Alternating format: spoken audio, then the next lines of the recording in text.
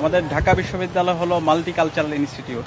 তো বিগত সময়ে মাল্টিকালচারাল কথা বলা হতো, কিন্তু এখানে ইসলামের যে কালচার আছে সেগুলোকে সবসময় আদারিং করা হয়েছে। বিগত ফেসিবাদী আমলে আমরা আমাদের হলগুলোতে এই ধরনের কালচারাল প্রোগ্রাম করা, সিরাতের উপর আলোচনা করা, ক্যাম্পাসে সিরাতের উপর আলোচনা করা অঘোষিত নিষেধাজ্ঞা ছিল। তো জুলাই বিপ্লবের মাধ্যমে আজকে আমরা সবাই আজাদি পেয়েছি। ডাকসু নির্বাচন পরবর্তী আমরা প্রতিটি হলে হলে, বিশেষ করে আমাদের ছাত্রী বন্ধুদের হলগুলোতে সিরাতের উপর আলোচনা হচ্ছে, কালচারাল প্রোগ্রাম হচ্ছে। এই ক্যাম্পাসে কার্ল মার্কসের আলোচনা হতো, লেনিনের আলোচনা হতো, কিন্তু আল্লাহ রাসূল ইসলামের উপর, তার জীবনের উপরে আলোচনা সেই সুযোগটা ছিল না। আজকে রোকেয়া হলে সিরাতুন নবী সাল্লাল্লাহু আলাইহি ওয়াসাল্লাম এবং কালচারাল অনুষ্ঠানে আমরা আমাদের ছাত্রীবন্ধুদের স্বতঃস্ফূর্ত রেসপন্স দেখতে পাচ্ছি।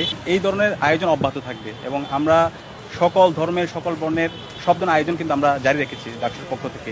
আমাদের জগন্নাথ হলে শ্যামা পূজা হয়েছে কয়েকদিন আগে, সেটা ডাকসুর সামগ্রিক সহায়তা কিন্তু আমরা করেছি। তো এইভাবে প্রত্যেকটা হলে আমাদের যে কালচার আছে, আমাদের এই দেশের মাটি মানুষের যে কালচার, সেই কালচারটাকে আমরা ছড়িয়ে দিতে চাই। তো আমরা আশা করছি সুস্থ সংস্কৃতির যে বিকাশ, সেই নান্দনিক বিকাশ এই ডাকসুর মাধ্যমে আমরা সারা দেশে ছড়িয়ে দেব এবং এর মাধ্যমে আমরা নতুন বাংলাদেশ বিনির্মাণ করব।